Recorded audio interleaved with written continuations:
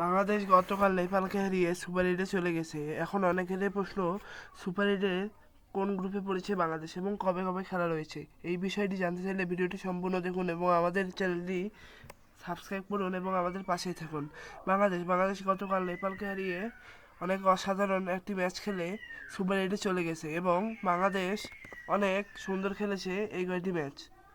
বাংলাদেশ একটি কঠিন গ্রুপে পড়েছে, যেই গ্রুপে আছে অস্ট্রেলিয়া, ইন্ডিয়া এবং আফগানিস্তানের মতো দল। এই তিনটি দল অনেক অসাধারণ করে সুপার এইটে উঠেছে এবং প্রথম খেলা বাংলাদেশে আছে অস্ট্রেলিয়ার সাথে 21শে জুন সকাল 6:30টায় এবং দ্বিতীয় খেলা বাংলাদেশের 22শে জুন ইন্ডিয়ার সঙ্গে রাত 8:30টার সময় এবং তৃতীয় খেলা আছে আফগানিস্তানের সঙ্গে রাত 8:30টার সময়।